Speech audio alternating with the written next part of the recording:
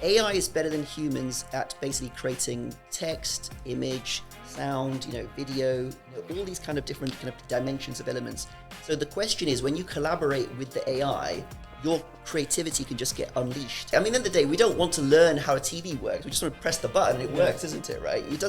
No one cares about learning stuff. We're just too busy. The question is, what can it do for me today? I think the key thing to think about is like, what will move the needle? What will make the boat go faster, right? Yeah. So think of the AI a bit like Waze, right? Just in time, like go left, go right, go stop here, speed zone, like that kind of stuff. In the same way, call this person, follow up with them, make sure they know about this person wants to upgrade, all that kind of stuff. You've also got embodied AI, like for example, robotics. Have you seen those robot dogs? Have you seen those ones? Yeah. I don't know whether you saw, like there were some videos where, in China, for example, they'd actually got guns on some of them, basically. Right? Imagine a kid as an only kid, right? And imagine they're getting bullied at school and stuff. They got no one they can talk to. But if the AI was with them and listens to the conversations, it could even explain to them, like, actually this doesn't make any sense and this is not good. And, it could be a supportive, like there could be some really, really good things, because mental health for many people is a big issue, right?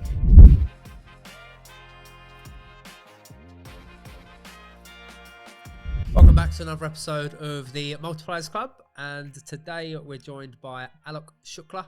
He is the founder of Implement AI, helping businesses integrate AI systems into their work.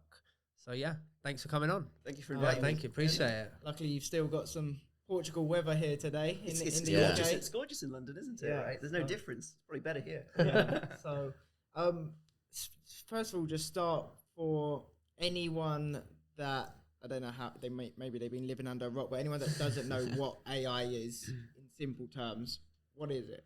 AI is basically, it's the new wave of technology which can essentially allow decision making and intelligent automation. Just a very simple way. Normally, people would use software tools, and then they've got the person's operating the software, they can get things done. Now the AI can the software can actually do more stuff, basically. So it's a very exciting dimension, and we can go into more detail about that. And so with it's Implement AI, right, is the name of the company. What specifically are you doing within your company? So we're focusing on helping business owners put AI to work. So generally speaking, to get things done in a business, you've got your customers, you've got your employees, and that's your team essentially, and you're making sure you can look after those people. What we're doing with Implement AI is allowing a new dimension of a workforce, essentially either through intelligent automation or AI agents, which we were just showing some demonstrations of. And really that's what's new now. That can unlock new capabilities, new capacity, new possibilities. Imagine everyone's got like a team of 2 agents on their team or in their business, and they're working for them. They never need a day off, never go on holiday, always stick to the script. Hard workers. Hard workers, And if you train them, they learn straight away what the new way of doing it is, basically. That's this exciting new possibility, because I think it's really tough being a business owner, and you just turn on the news and try to avoid the news, but costs are going up and things are getting more challenging. So where's the good news? Well, this kind of technology really, you're limited by your creativity, really. So some huge opportunities possible. When you go into businesses, do some of the employees get a bit nervous? So we do communicate with the leadership team. So we always engage with the leadership team first. They're the ones that reach out to us. And we say that it's very important to bring your team on the journey.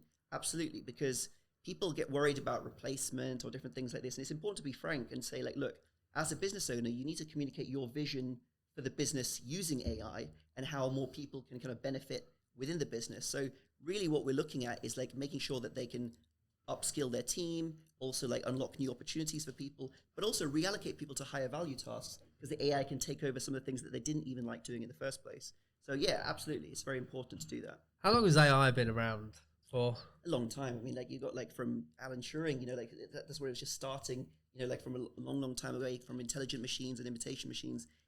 It was going through different names like machine learning and, automation and different things like this. But really what we all kind of like know as AI, we're talking about generative AI, which really appeared last year in the public consciousness. Yeah. Right. That's when everything just exploded. But there was like, obviously deep learning and different elements, beating different chess players, beating Go players, self-driving cars have started some time ago, and the capabilities are improving. But I think just recently, like in the last 18 months, there's just been an explosion in what's possible now.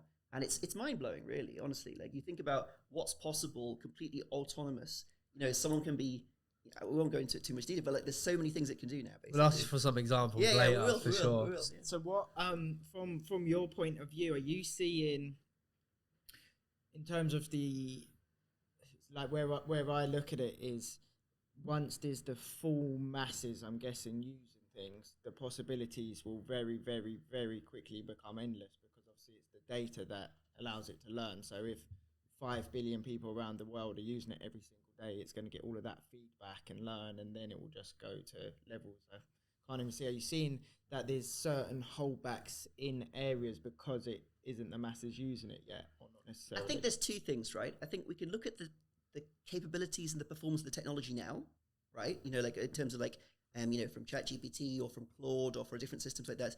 Those systems are extremely capable and extremely powerful. So if you think about like how powerful they are, let's say on a scale of, let's say 0 to 100 for now, for example, right? And just let's use 100 as the top capabilities of where they are right now. I mean, they're very high up in the, like, you know, the 80s and 90s of what we thought was possible.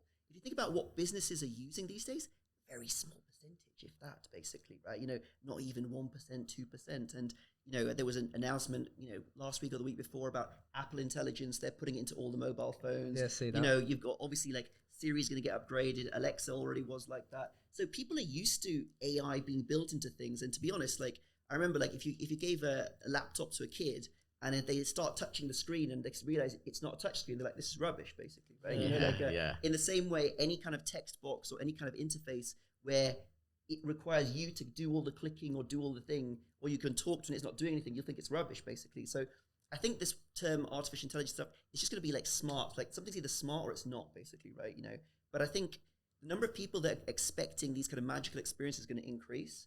And I think that's going to create pressure and almost kind of friction against business owners that don't have it. But then the business owners that do have it, and there's only, I mean, at any one time, there's probably about 5% of the population that are more ambitious and more, you know, like looking to kind of do things more. So some of the entrepreneurs in each sector, and this is where the opportunity is, once they kind of make the easy button for their customers, like, oh, it's just easy to deal with them. You just call, do what you want to do. They follow up. You don't have to fill out long forms. You can just explain what you want, different things like that. And the AI is making it really seamless. Or, oh, you forgot to do this. I'm sending it for you. Do you need this? I'm confirming it. It'll just make people want to trust those places more. And I think what we'll start to see is there'll start to be shifts where particular players in certain sectors where they become AI assisted, we call it like having your AI operating system, those businesses will start to gravitate and gain momentum, essentially. You know, so really exciting time for business owners, I think. What's some of the key sectors or tools within AI itself that are seeing the most progress or use? Sure. So if we can think about it, so AI is better than humans at basically creating text, image, sound, you know, video, you know, all these kind of different kind of dimensions of elements. So the question is, when you collaborate with the AI, your creativity can just get unleashed. Like, I don't know, have you seen Sora? Have you seen clips of Sora? It's like a video generator from OpenAI. They've not released it yet, but essentially some major Hollywood studios ceased construction because they realized that it was so powerful, basically. And some of the videos that are being created are completely crazy. The actors went on strike, didn't they? That was before, actually. Why was that? So they were, I think some of them were like frustrated about their digital likeness being used. So, for example, someone might be a background actor for one day and they never have to come back because now they've got that record of that person as a background actor, isn't it? Right. Oh, okay, yeah. And then they can kind of do things. I mean, if you look at that Top Gun film, Val Kilmer lost his voice, isn't it? Right. So they used an AI lab to actually regenerate his voice, and so he could actually be within that role. Then there's been films in the past, like even The Crow a long time ago when Brandon Lee passed away. This is a long time ago, right? You know, like where they kind of like digitally faked like where the person was. But this technology's just been increasing all the time. So to answer the question, like the kind of creation capabilities in, you know, media, written text, audio are just crazy. So AI can talk very well to people. It can kind of generate documents. It can kind of, you know, analyze different things in many different ways. So I think the key things now is like for business owners is like what jobs, what functions do you want to kind of unlock? If you could have 3 more team members doing a particular task, a particular role, what difference could that make for you, right? You know, like, and I think that's really where you want to think about things. Let's get to the nitty gritty because in my head I'm just thinking how much this actually going to cost for somebody to implement that into their business. So if I just give quite a standard example, you've got like, say for example, Joe's building company and he needs to hire a salesperson obviously through AI, and I assume the AI needs to learn all about his business, the brand, what they stand for. How much does it cost to actually have somebody set up, and is it a reoccurring cost? Yeah, so basically the way we work with businesses is it's almost like you've got your human payroll basically, and you've got your almost like your AI department or your AI role, if you want to call it that, basically, right? And then the way it is the whole point is it has to be cheaper than a person and more productive, basically, right? So depending on what the task is and what needs to kind of happen, it could be from £3 an hour or something like that, for example. You know, it depends on what there's going on. And the way we work is like business owners don't have time to like faff around with lots of different stuff, basically, you know, like, so the whole point is like, we will help set it up, train it, onboard it, make sure it's there, what systems you want it to go to, look at all those different things, and then it can start working for you, basically. So you pay it per hour, you don't pay like No, you pay a monthly, but like, and you could run it more hours if you wanted to, but depending on the function of what it's trying to do, I'm just giving a kind of comparison, if that makes sense, you know. Yeah, of course. Do you think for yourself, and I'm guessing, but this is just what's popped into my head, with your business, as AI progresses, will it not just be as simple as we can just literally say what we want and it would do it, and then so you as a company and your role, does that fade, or do you think it will always be there as AI increases? Good question. I think that like there's still a lot of integration that needs to happen. Like it's possible to have, for example, let's use like Copilot from Microsoft as an example, right? So Copilot is an AI built into Word, PowerPoint, Excel. People used to have to like memorize all sorts of Excel formulas and things. Now you can be like, look, can you compare these two columns? We were talking about an example before, like your business, like people on this list, I can't call these people. So can you check this spreadsheet and this spreadsheet? And then, you know, before it was a bit complicated to kind of do those things. And I'm not great at all those kind of formulas, but like now you could get the AI to say, can you please compare these two sheets? If there are any common people, highlight them to me and it will do that. So I'm giving the example that like that's an AI built into a software that's useful, but we don't all work just within Microsoft, right? We also have to go through a different CRM. We also go on the web sometimes. You have to fill in different things. You have to write a letter. So it has to connect to different things. So the way we see it is like any role, any kind of job has a combination of different goals, okay? Each of those goals in that role has different tasks. The AI can do more and more of those tasks. And as the AI's capability increases, those roles might get redefined and, you know, reorganized and different things like this. You know, in far enough future, yeah, I'm sure it'll just be able to say what you want and it'll do it. But it's not quite there yet, basically. But I think helping businesses almost operationalize AI by having more intelligent automation, more happening consistently every single time as wanted, that can only be a good thing, really, isn't it? How do you get into AI? Like, do you just one day wake up and go, I know what I'm going to do today? It's a good question, basically. Like, so I've always liked automation and technology, even since I was a kid. Like, when I was at school, like I remember, like I was just into like electronics and like, you know, clap switches or different things. I just thought it was magic, basically, you know, all this sort of stuff. So I always liked that. And then my own business background, so I was in like health tech, and we did different levels of automation. Started working with AI back in 2018. So we were building a computer vision application for kind of like the medical sector. At that point, to create something which could analyze photos from mobile phones, see, you know, extract different dimensions from it, reconstruct some images in 3D. It was very expensive, very slow. And I realized quite quickly that, like, look, there's a difference between a proof of concept and something you can commercially use that will drive the business. And so we kind of stopped some of those things, but I still kept on with like automation, robotic process automation. We did some robotic stuff, things like this. So I always had that in the back of my head. And I met Piers Linney back in 2019 on a podcast when we were like part of a group at NatWest, and then we were just in touch. And then he saw me last year just kind of like running a couple of executive workshops on AI when I'd seen the kind of breakthrough. And I thought, we got all these skills, all the capabilities. We can sort of explain different things to different people. And he was like saying to me, well, don't people just want it done? I said, yeah, exactly. The more I explain, the more they're like, can you just do it, basically, right? You know, and so then that's where... always the way. Yeah. Which is true, isn't it? Like, I mean, at the end of the day, we don't want to learn how a TV works. We just sort of press the button and it works, isn't it, right? It doesn't...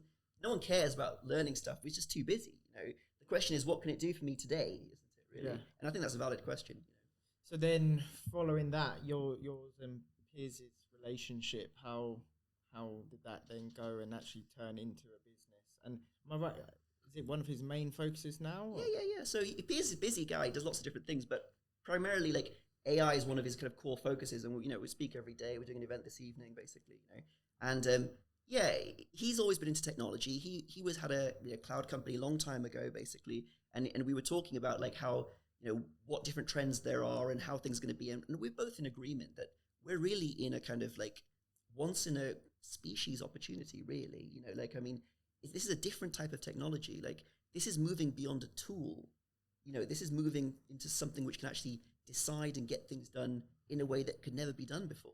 So we think it's incredibly exciting. And we think that like entrepreneurs are the ones that create value in the world. They create jobs, they create, you know, new opportunities. And, you know, we ourselves have our own experience of like, you know, different challenges and things like this. And so if you can help entrepreneurs get more of what they want done and they can, you know, serve their customers better, it's just an exciting place to be, basically, isn't it? What are the typical use cases that you're finding when you go into a business? Or, you know what, a better question is like, if a business wants to use you for AI, what's the quickest way you can give them a return on their investment that you're finding? So I agree with you 100%, because like there are many use cases, but they're just technology looking for a problem, essentially, as opposed to driving ROI. So let's look at things in kind of two ways. So if we're thinking about from ROI, we want to either drive more sales or potentially collect payments quicker. Let's just start simple, right? So if you're looking to drive more sales, what you want to have is like, can we contact inactive customers or people on our database? Maybe phone them, see if they're still interested. I mean, have you heard of those 9-word emails where you basically send an email to like someone who's inactive on your list and the subject line is their name and it's like, hi, are you still looking to get a new bathroom, you know, straighten your teeth, you know, like go on holiday, whatever it is, basically. And then a percentage of those people will reply back with the email, basically.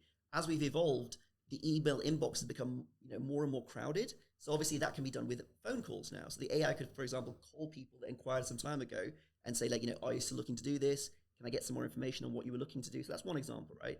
Other things could be, let's say a customer is in a membership or you're introducing a new membership. You might be calling them to survey and saying like, how did you get on with the service last time? Is it all good? You capture lots of data and you can say, we've now got a membership or an aftercare plan which can kind of take care of you if things So like a service call, Yeah, so those sorts of things. Then you got prospecting. So for example, if you know that like, okay, my dream 100 customers are these buildings in this area, basically, right? And I want to get to these businesses. And it's my 2-year plan to get into 25 to 30 of those businesses because I know I have good contract value. So you can start creating a plan and say, okay, AI, I want you to like create a map of all those people. So I've got all the details, put the list together and start outreaching like, oh, can I speak to your facilities manager? Oh, Chris isn't in today. Okay, great. So they can start building up information so then your team can actually follow up at the right time with those different elements.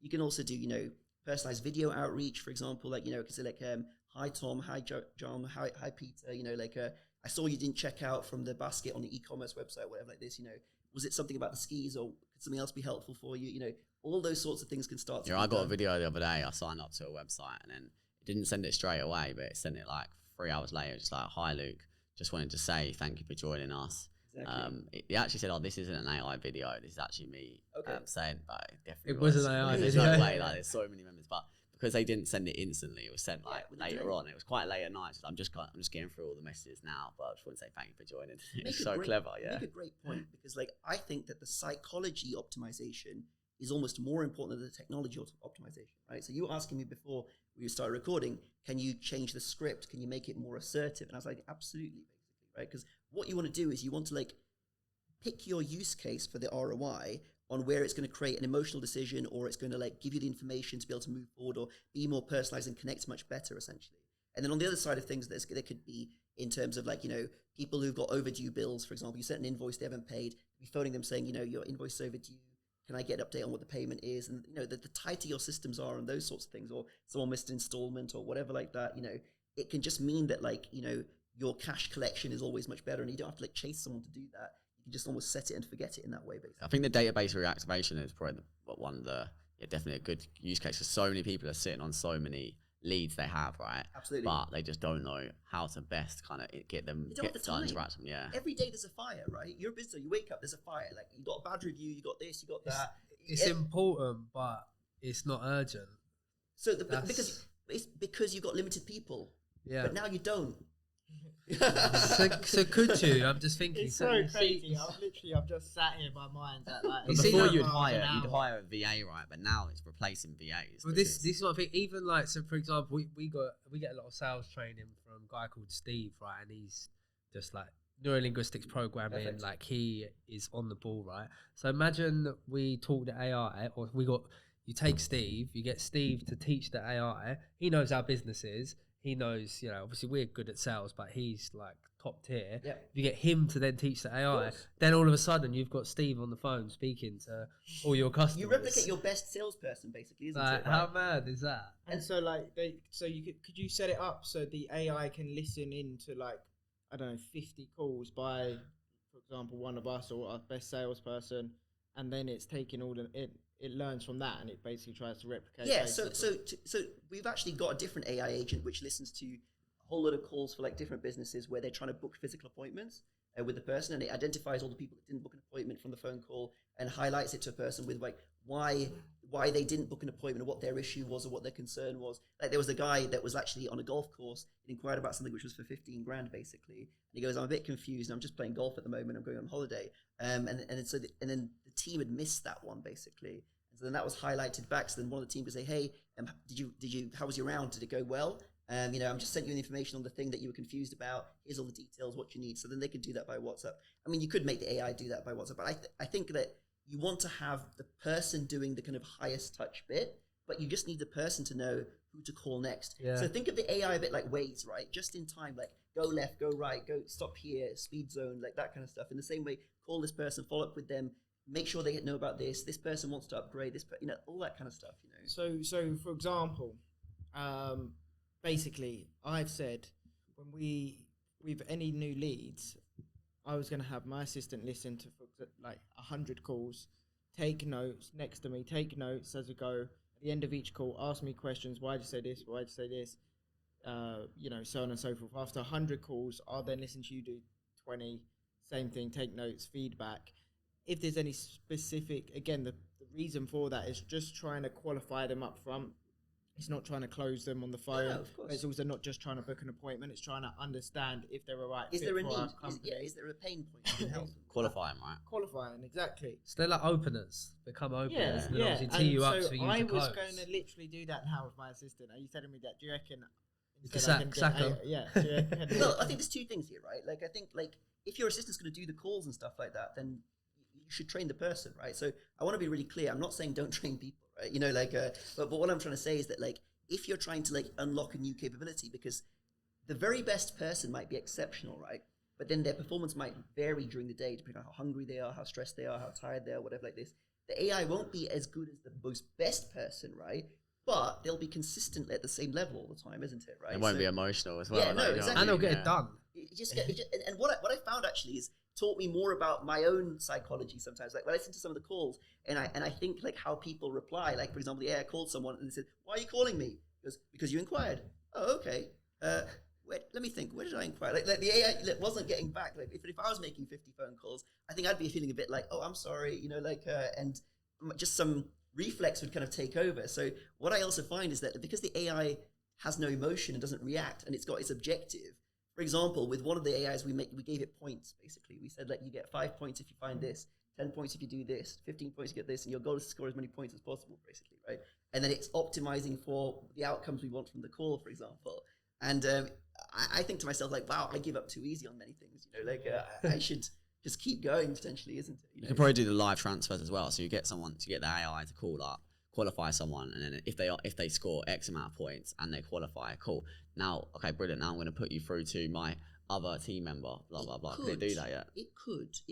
But what I would say is that like, if the team member isn't available at that time, it can create an issue basically. So what I generally like to do is like when we work with the business owners, like let's design a system which is complete, so that the AI can do all the elements of that function end to end. So and then it also means it's like a predictable customer journey experience for the other person, because no one would like to be, if the AI did the call in like 20 seconds and got all the information, brilliant, I pass you to Tommy basically, but Tommy's on a call basically, and it keeps going back. It's not a great experience, isn't it? Versus like Tommy's got your details, I've made it the different bits. He's going to call you back within the next hour. So you could link them up to your like Calendly, for example, and then they could book it into your Calendly. Yes, it can tell you like what. My actual one books appointments for me. The actual messaging one, it will literally, if someone doesn't book an appointment within 20 minutes, they'll message them like, "Did you want to book an appointment? We have Monday or Tuesday free." Yeah, exactly. Monday. 10 o'clock work. Yeah, it does. They'll just book it in my calendar, send them an invite. It's amazing. Automatic. And if you do it over the phone, I think that's even. Yeah, I think out of all of our businesses, Luke's using AI the most for sure. I want to. That's the thing.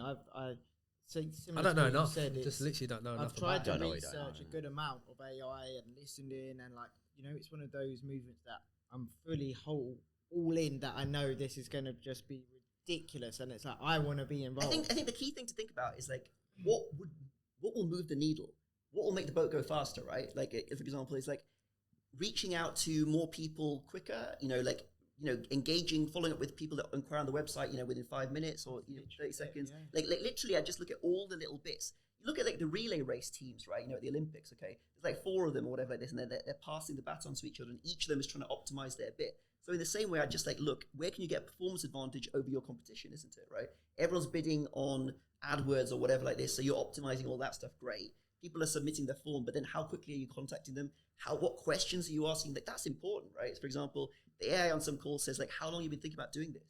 Or, or what made you not move forward? Or have you had any things that like that you should be knowing about? People don't fill out all this information on a form because people just can't be bothered to type, right? You can get a lot of high context information from a conversation because we talk much faster than we type. And also you can also do sentiment analysis to the nth degree. So you can analyze across like, more than 46 dimensions of emotion to understand like how motivated someone is, how engaged they are, like how interested they are. So then if you're filtering all those kind of like most engaged people to your best team members to follow up with, or also you can like, offer, qualified quotations. You could even say, can you send me a couple of photos of your place? Like you want to get your bathroom done. Okay, I saw you just reached out, and before I give you a call, is it okay if I call you today? Can you send me a couple of photos of your interior space that you're looking for? And then they do those things. They're already building that relationship, while other companies, when they opt in on 6 websites, they're still waiting to kind of opt in, basically. So I would look at like, where can you optimize for speed and start taking some of the friction out of it? I think that's. I thought it was funny a minute ago before you showed us the clip, and this and the person didn't know they were speaking to AI, and then they're like to the AI, "Oh, have you got a pen and paper handy?" And AI's like, "Yeah, got it." But that's crazy. It's just so funny, isn't it? That's crazy, isn't it? Like the AI can be in real live conversation with anyone on the phone, find out any information, follow up with them in the right way, understand their needs. And you have a perfect transcript. All the data can be pushed to whatever CRM or details you want. And someone like, for example, the roofing company we were talking with, they said, oh, all the people that said they want to be contacted in 6 months, it would be a dream if the AI can do that. So it can just put a pencil in to like recontact them at that time, basically, right? So, I think the key thing is like, as a business owner, you don't need to know about the technology. You just need to know, like, if I could clone myself, what would I do? Everyone says, oh, I wish I could clone myself. Well, no, you can't, right? So what do you want to do? The follow-up is the most important part of a sale a lot of the times as well. And that sometimes can get missed because you think it's maybe a dead lead and you think, actually, let me prioritize these leads because I'm actually going to get more out of them because I know that they're closer to the sale. Whereas some leads are like, oh, I've tried that, I've done that 3 times. And then you kind of put it, but if you had like a process to it. But you're right? Like as the business owner, you have to prioritize what you can get today, isn't it? Yes. Right? Or this week or the next 90 days, whatever. Yes. And so you're absolutely right to focus on that. But then the thing is, normally you think, I don't have a team member that would follow up on all those people. And if you look at big businesses, they have a whole team of follow-up, isn't it, right? Because they know the mathematics of 5% of people at any point in time are looking to buy, and our transaction size is this, and we need 15 contacts or whatever like this. So it all adds up, essentially. We had somebody that like, the AI didn't even manage the conversation. It reached out to them, got the details. They called back and got the information. And then they actually contacted the company directly and said, yeah, I've been thinking about this for a while, and we need to like book this survey for the roof. And then the guy said to me, did the AI speak? So actually, they didn't manage that call. They got the details, and then they kind of left a basic voicemail, basically, right? So in those situations, the prompt and the nudge, because people at any one time might be ready to move forward, but they're just busy, isn't it, right? So having the AI just consistently do that could be helpful. So we're talking a lot about like the sales side of things with AI. What are some of the other ways that you can implement AI into your business? So I mean, I'll give it a different dimension of sales, essentially. So like with the pharmacy group we're working with, where like, for example, people forget to renew their prescription on time, or they don't know when they need to do it, or it can create delays and they can have issues in their health if they run out of medication. What it does is it calculates the reminder date when it needs to be, so they can prompt them so they can do things easily. And then there's other things that can be done based on their health needs, for like, this would be better for you, or that would be better for you, or these services or different things. So understanding data is very important, agents which are analyzing the data of your customers and being able to recommend or understand different elements within there. Then you've also got automation. So you've got intelligent automation, which could, let's say, read all the emails coming into your inbox, download the attachments. It could analyze, like any information from those and populate that to another system. So there's many different dimensions that you can kind of do. But I always think as a business owner, you need to prioritize what's going to make the difference to you today, and then what would you kind of like do over time. So I think it's always good to like focus on driving revenue, and then at the same time look at where your next bottleneck's going to be and think about how could we automate more of that stuff intelligently so we can empower the team we've got to get more done. Because what you really want to do is you want to grow revenue and you want to keep costs about the same, or just or break this kind of linear relationship that, okay, I need 3 more people for every 10 new projects, and that's where you're going to want to kind of like try and evolve out of that. Sorry, you can ask. So with the sales team, for example, say you've got, if you do have just like one person, like we were listening to Rachel, for example.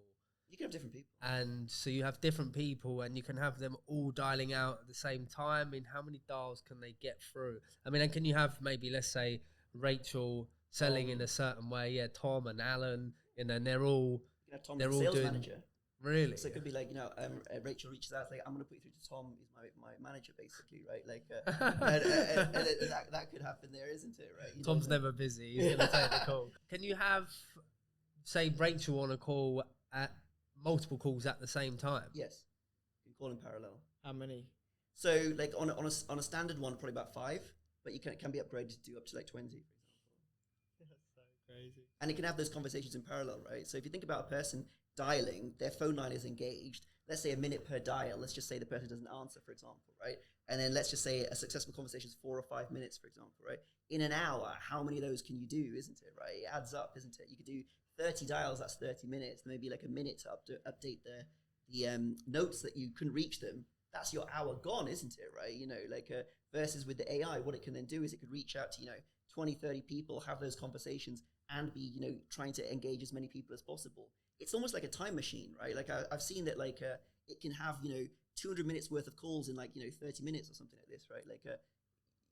It's hard to comprehend that. If that You can makes get sense. through your whole database so quickly, I guess. That's the whole thing. Like, instead of taking like a whole month to go, I've got like 10,000 leads, it could probably do it in a week. But also remember, everyone doesn't answer the phone, isn't it? Right? So you might only contact, reach and be able to achieve contact with 30% of people, right? But you can have those right conversations about where it is, or understand, and other people could be scheduled for follow-up in a different way by email or WhatsApp or whatever, basically, isn't it? When do you think it's going to get to a stage where, I'm just thinking years down the line, where people get in, obviously cold calling is probably one of the main things that's actually going to be adapted first, because you have to have an AI voicemail, isn't it? A live AI answering. But thinking that, because there's going to be, you're going to get to a stage where people just get phone bashed so much by all these AI bots. They're gonna know their AI, so then your own AI. That's where your own personal AI. But that's where your Yeah, personal I AI don't will want to basically. It won't be voicemail. It'll be like, "What are you calling about?"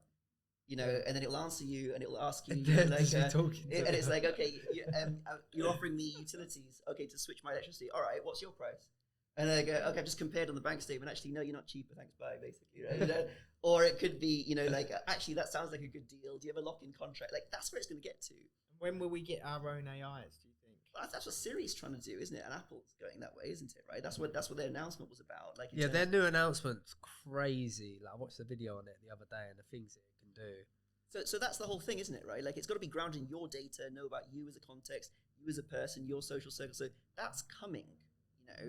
I think it's going to take time for like people as a whole to kind of shift and switch. Like, I think if you're on LinkedIn a lot and things, you might think, "Oh my God, everyone's all over this." But look in the real world, right? You like go in the streets, look at, it's a very small percentage. We've still got an opportunity, because this is what I'm thinking. So I implemented it in my business for cold calling. I'm thinking that there actually is a window there to get ahead of the curve 100%. before everybody else.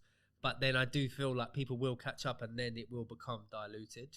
You're absolutely right. Like any technology, isn't it? Right? Like, so Facebook adverts at the very beginning, whoever jumped on Facebook adverts at the very beginning, there was basically a mispricing of attention, isn't it? Right? Like it was very cheap to do Facebook adverts, I don't know, 2014, 2015, 2016. So that's why all these consumer brands popped up, and they were able to like advertise and reach huge audiences. And also there was like a lot of organic reach as well, which nowadays you don't really have, isn't it? Right? So any technology, there's a window. And this is my point. Like, I really feel there's a 24-month, 36-month window to capitalize on this as much as possible. Of course, technology will be there afterwards, but this is about getting ahead, right? Because the thing is, the faster you kind of implement this system, it's a bit like swapping out your car body for like a high-performance sports car undercarriage, right? You know, like, and then you get used to like, okay, let's bulk up the engine, let's do this, let's add in autopilot, let's do those things, versus somebody else who, like, 2 years from now starts to kind of go down that path. Yes, they could get access to all those things, but in the meantime, you've got how many more customers, how many more referrals, yeah, you've built it. Getting ahead, yeah. And then when they contact them, they'll be like, actually, I've already got a travel guide. Thank you very much. How long do you think until we reach that point? It depends on the sector. And it depends on, like, I honestly think that, like, in many industries, you have roll-ups, right? That private equity will, like, buy a group of businesses, put them together, add, synergies, all that kind of stuff. So I think, like, these AI-assisted roll-ups or AI-assisted kind of, like, operating models, what we call operating systems, they will emerge in different industries. Like, I don't know if you heard about Klarna, like that buy now, pay later. Yes, no, like, Klarna, they basically implemented an AI for their customer support, and now they say it's doing the equivalent of 700 agents full-time work, basically. And it resolves the issues faster than people as well. So they're keeping their team and they're freezing their hiring in those departments, if that makes sense, right? So in the same way for you, if you think, okay, if I can get more leads at the end of the funnel, and my best buyers would be, I don't know, let's just say particular type of business, business consulting or whatever like this, and I want to reach out to all the consultants firms in the UK which are above 51 employees to 200 or whatever like that, and I'm going to get my list put together. I'm going to reach out and engage both on LinkedIn, based on Google Maps, based on phone, all those different things, and my prospecting team is going to kind of start putting that together. I mean, you've got a window, isn't it, right? I think the key thing to put is, like, you don't put AI in like life and death models, right? Like, we're talking about like literally what's the objective of it? How can you get to the point and make it stay on track? The other thing is it won't go off track and just to swear at somebody or anything like that. But there have been examples in the States, for example, where for a car dealership, they didn't actually do any tuning or any guardrails.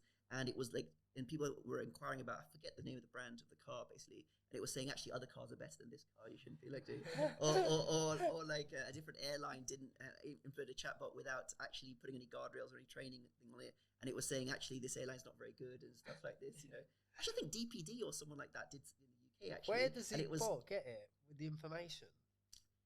So the thing is, like, how it will answer. So this is with a large language model, basically. So a large language model is basically taken a huge amount of unstructured and structured in data, like all of the internet, essentially, and different data sets. Right. And then it's been trained on all of that.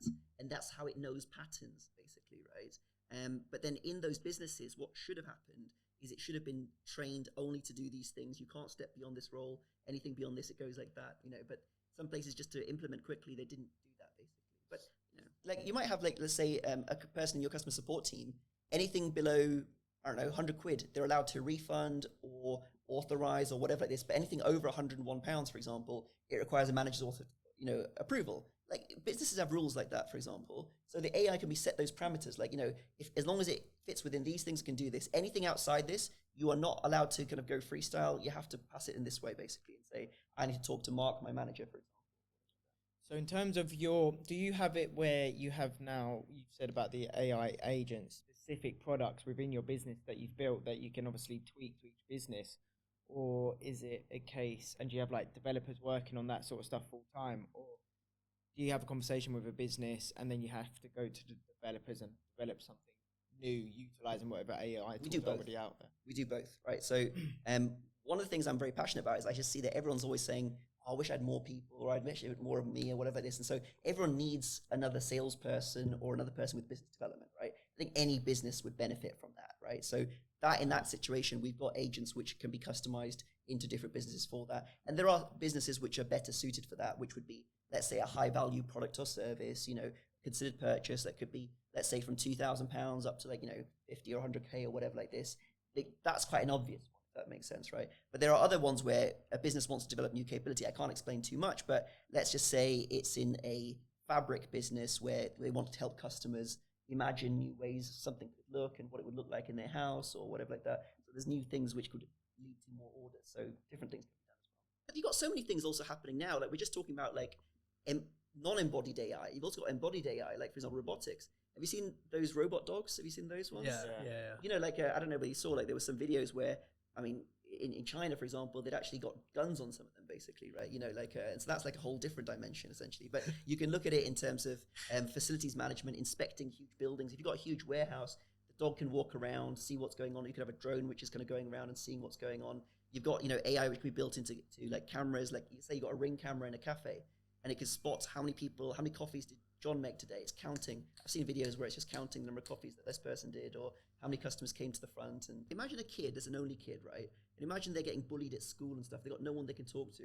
But if the AI was with them and listens to the conversations, it could even explain to them, like, actually this doesn't make any sense and this is not good. And, it could be a supportive, like there could be some really, really good things, because mental health for many people is a big issue, right? They've got thoughts in their head they don't want. They've got issues. They don't know what right is. They believe the importance of someone else's opinion, but like the right kind of AI, which could be like the kind of wise person that you always wanted, but can relate to you in a nice way, that's infinitely patient and could even come back with a smart answer, or whatever it is. Like I think there's so many positive dimensions. Do you think it's going to be able to listen? Because obviously you always have, like you said, conversations with your AirPod, isn't it? You get your AirPod on, right? Yeah. And it's already listening to everything, and it could suggest to you what to say next, or whatever. That's not far away. Yeah. But your actual thoughts. Okay, true. But then you could also talk to it and say, "Look, this is how I feel." People write in a diary, isn't it? We'll get to that stage though, right? Where it probably can hear your thoughts and or even from your expressions. Like, are you looking a bit down? Are you looking a bit pensive? If you've got like an Oura ring or whatever, it can tell that you're stressed or whatever like this, all that kind of stuff. Do you think we're going to get to a point then where AI, right now it's quite broken into different sections? Do you think it's going to come into just one where you've got your contact lenses in and your ring and your earpiece or something, and everyone's connected in like the metaverse or whatever? So you all have your constant AI there connected to one big system. Or your Neuralink or whatever like that. Yeah, I think. At some point, the question is, I don't know what timeline that is. But absolutely, like Google Glass was like 10 years ago, isn't it? Right? I've got a pair, and it was cool, like at the time. They're good. But you couldn't do much. You could do a bit with it, but it's a bit gimmicky, right? Because the technology wasn't there for everything else. But now, an everyday use. But now with like AI, for example, you got the Meta, the Ray-Bans, like for example. They've got the little camera in them. Exactly. So now it can like understand what you're looking at. Those kind of Google Glass actually have very good industrial applications. So you're working in a warehouse, it can be chucking stock for you. It can be guiding you how to do something next. It can be telling you, okay, obey this security protocol, or I can see that this machine has this issue. You need to do it's very good for those industrial applications. But this is going to come. The question is over what period of time. But I think people aren't ready, right? And I think that's why it's so important as a business owner. You need to start using this stuff now. When we showed you those examples, even when I listen to stuff, I'm always incredibly amazed at how it performs or how it says things and how it can react. And today is the worst it will ever be. With your business, what are you implementing AI-wise behind the scenes? Have you got sales guys, customer service agents? So we do got some different R&D functions where we're testing different things to kind of see what can kind of work with. Absolutely, we are leveraging ourselves to kind of identify who are the right people to be able to do things. We have an AI that for people that opt in and they want to find out more information, they can go to our labs place on our website, for example, and they can actually, discuss and then find out what their AI opportunities could be. They can talk and it'll give explanations to them. They'll get personalized reports sent to them by WhatsApp immediately afterwards. So we do use that, ourselves, in different ways. But yeah, I think there's some capabilities which are increasing, and it's just it's just exciting. Isn't there from the government? Is it an R&D grant? There are R&D tax credits, yes. Tax credits. But there are also some grants. We've had some people have explained to us they've applied for different grants for implementing technology within their business and things like this. So there is funding available. We actually gave a knowledge base. So we got an AI knowledge base which had all the different applications from all of our podcasts and everything. And someone was applying for a grant, and I said, you can use this to put in your questions. It'll give you use case and examples, basically.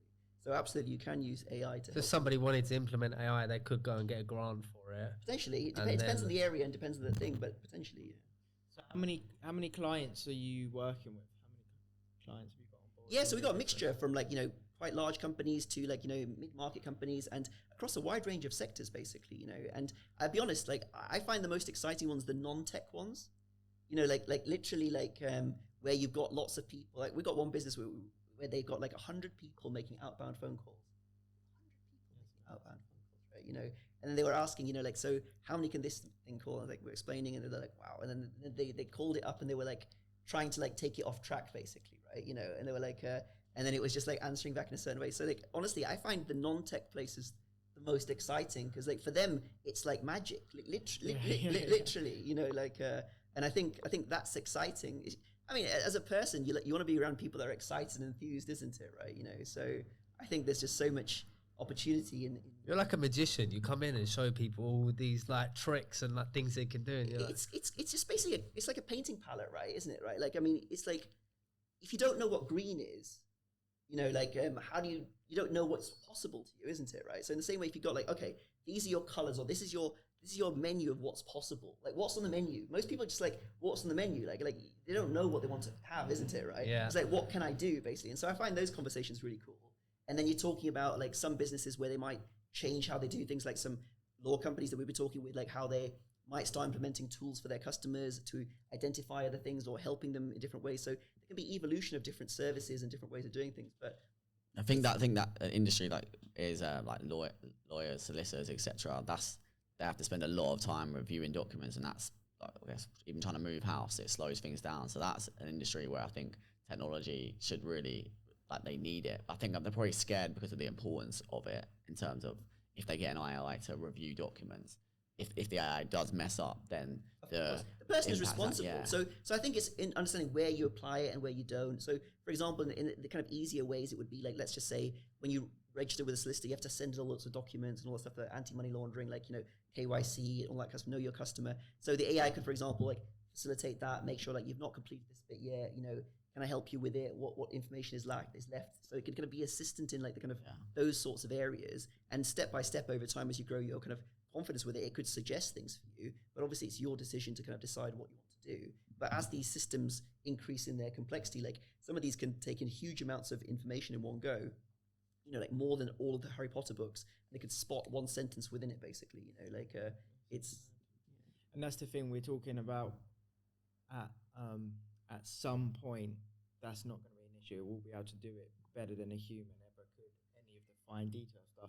And it's the rate in which that gap's going to be closed. Yeah, the improvement is crazy. A Nokia to the iPhone now is what, 15, 20 years? But for that same level of progression in AI is probably what, 2 years away? Yeah, I mean, if you think about what it was like last year when ChatGPT was there, it wasn't GPT-4, it couldn't do images, it didn't speak, you know, like now it can speak, you can look at anything, it can understand anything visually, you know, you can take in video. The capabilities are quite crazy, and like videos are being generated which are like more than a minute. You've got like almost like Pixar competitors which are being launched. Like I remember ages ago, I'm older than all you guys, like Daniel Bedingfield was like a long time ago, he recorded his song in his bedroom, isn't it, right? And that was like almost like the kind of first #1 song that came from someone in their own bedroom, right? That was like a kind of landmark moment, if you want to call it like that.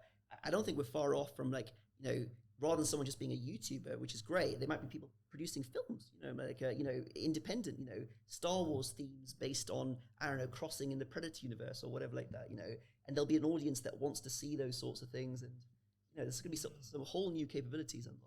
I always make sure to say please and thank you just in case. Because they'll remember. One day it might be there looking me in the face, and I say, remember I said that, please and thank you were good to me. I always do. We had this conversation before, innit? Yeah.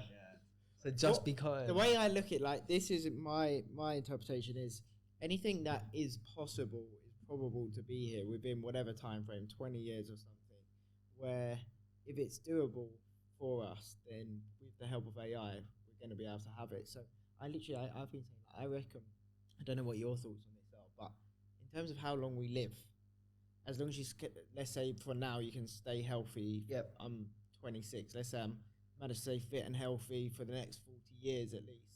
But then, so I'm in that window of AI's development. Surely I'm going to be able to live to 150 or 200. Potentially. I mean, like, you guys heard of Brian Johnson, like, you know, so like doing his blueprint and longevity stuff and everything like that. So there's a guy that, like, he sold a company to PayPal, and like basically he's trying to reverse his. Reduces speed of aging, and so like he you know, he's doing everything to, like, his motto is don't die, basically, right? So he's optimizing everything to, like, eat the same things every day, you know, do things a particular way so he can live longer. And absolutely, I think there's going to be a point where, you know, AI is going to help unlock more opportunities and possibilities from a personal health perspective. Most of the things that affect us, apart from unlucky incidents of genetics and different things like this, but there are triggers in our everyday environment, and it's all the toxins we use from our skincare, from our shower, from like plastics, from like food, all that kind of stuff, right? So all that adds up over time, isn't it, right? So if it's able to like guide and protect you and say like, actually by doing this you're reducing it's a bit like fuel, like how many miles left, isn't it, right? Like on the car, isn't it? Like I'm sure it'll come at some point that like you're potentially increasing your longevity or decreasing longevity or whatever like this. I mean, now I don't know if you tried it with GPT. You take a picture of any food and say, give me the nutritional breakdown of it, and it'll give you pretty close approximation of what's there. So what's some tools, what would you suggest, what's some tools for businesses to they themselves just be using on a day-to-day basis or week-to-week basis? Sure. So I think let's start with the basics. All businesses have meetings.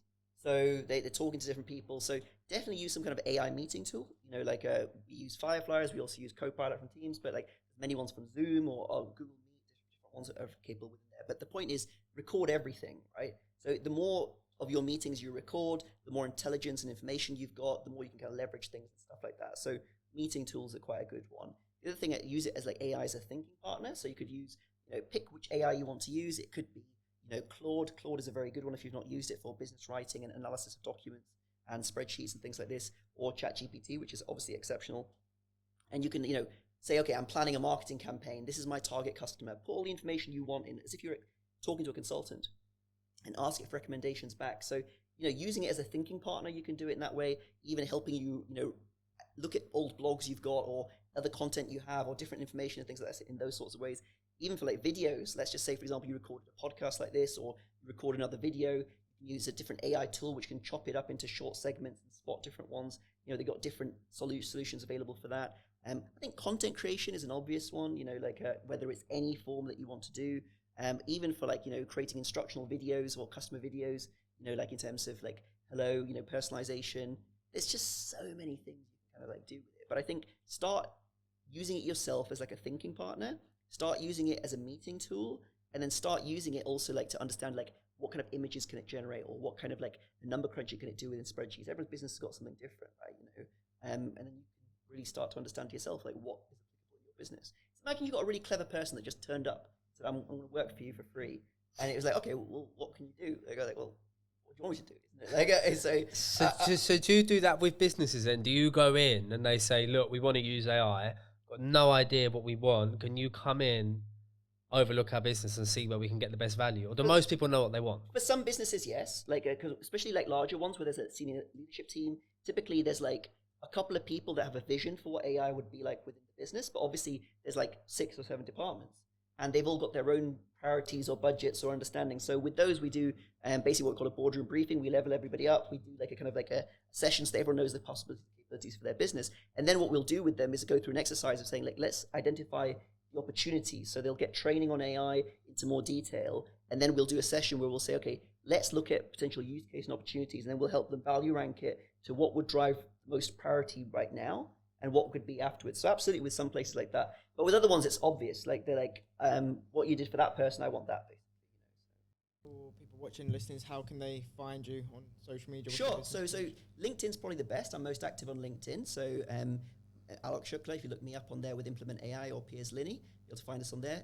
Also our website, implementai.io. And we've got like a weekly podcast where we give out information and new applications every week. And we've got like, free white papers, information, all that kind of stuff. And so, yeah, get in touch. Amazing. Well, thank you very much for coming on. No, thank you very much. Appreciate it. Thank you. Cheers. Thank you.